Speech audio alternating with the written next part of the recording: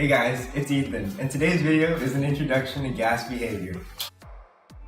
So hello everyone, today let's talk about gas behavior. First, let's remember the things we already know about gases. First of all, 1 mole of gas is 22.4 liters at STP. They expand with heat and speed up. Gases are made of tiny particles which bounce off each other and their container. Remember that the particles of gas move very fast. And another thing about the particles of gas, of course, is that they fill their containers completely. That is to say that a gas has no fixed shape or volume. The motion of gas particles is called Brownian motion. That is, that's elastic collisions with each other and with their container. Here's a picture of what Brownian motion for a single particle might look like.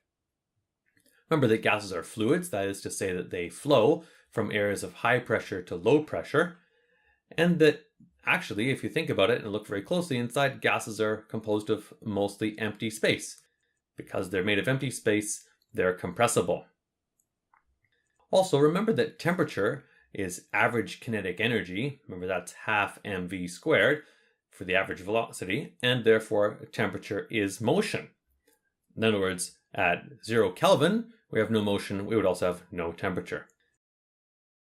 Remember that a sample of gas has some characteristics. So any given sample occupies a volume, it has a certain temperature, it exerts a certain pressure on its container, and there is made up of a number of particles. Let's see the gas laws now. Here we have the first gas law that gives us the relationship between pressure and temperature. As temperature increases, so does pressure. There's a constant value there. And this is called Guy-Lussac's law. The idea is that temperature is motion, and motion is collisions, and collisions make pressure. Also, we have Avogadro's law, which is that pressure should be proportional to the number of moles of gas particles present. More particles, more collisions, more pressure. A third of the gas laws we need is the inverse relationship between pressure and volume. More volume, less pressure. This is called Boyle's law. The idea is that with a larger volume, you have fewer collisions with the walls and consequently lower pressure.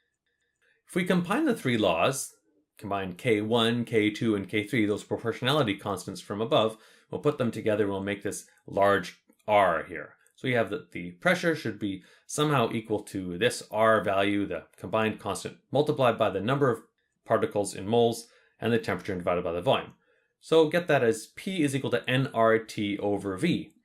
This is the ideal gas law. It contains all of our notions of gas behavior for these things we're calling ideal gases. In other words, for gases that behave the way that we talked about them behaving up there at the beginning. So then you might ask yourself about this constant R. What is this constant? It's called the ideal gas constant, and let's work out what it is. So we'll solve our expression P is equal to nRT over V for R. We'll get it this way, and we'll use what we know at STP. All these values here, so 101.325 kilopascal, 22.414 liter, 1 mole, and 273.15 Kelvin, guesses that R should be equal to 8.314 kilopascal liter per mole Kelvin, or 0.0821 atmosphere liter per mole Kelvin if you're using atmospheres instead of kilopascals. This is called the ideal gas constant. So here to summarize, we have P is equal to nRT over V, the ideal gas law, where P is the pressure in kilopascals or atmospheres, N is the number of moles of gas, and R is the ideal gas constant. Use the correct version, okay, depending on which pressure you're using, kilopascals or atmospheres. Finally, T, temperature, must be in Kelvin only. So sometimes we write this as PV equal nRT. It's commonly remembered that way. Here are some results. First of all, you have this nice idea that N is equal to PV over RT, and that liberates us from using gases at STP all the time. So we can always work out the number of moles of particles now. Also, you can predict any one of these characteristics from any of the other three. Also, the constant R, PV over NT, is a constant. Therefore, you get P1V1 over N1T1 equal P2V2 over N2T2, the so-called combined gas law. And this is very useful when taking a sample of gas from one set of conditions to another.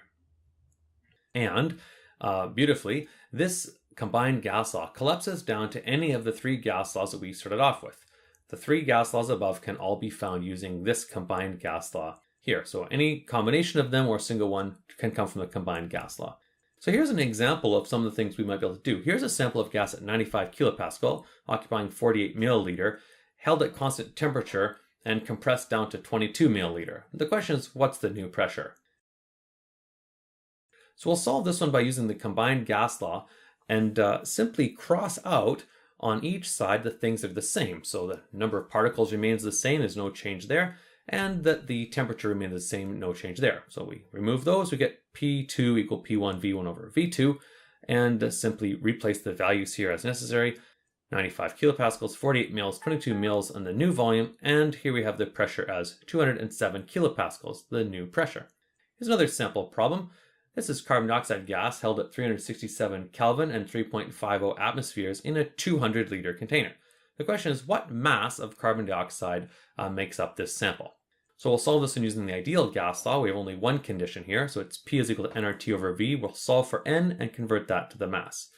So a little algebra gets you N is PV over RT, and simply putting in the values, we use the pressure in atmospheres here, so make sure you use the correct R value in atmospheres. And to do that, we get that there's correctly here 23.23 moles of carbon dioxide. And the mass, of course, we'll just convert this moles of carbon dioxide here into grams using the molar mass 44 grams per mole. This turns out as 1022 grams, which in 3 significant digits is 1.02 by 10 to the 3 grams of carbon dioxide. So that's about enough calculating gases for today. Just make sure you stay tuned for more about gases in our next lesson. Thanks everyone, and see you soon. Do be sure to have a look at the next 2 videos and stay tuned for our next lesson, lesson 22, gas density and partial pressures. This is my dad's YouTube channel. It's awesome.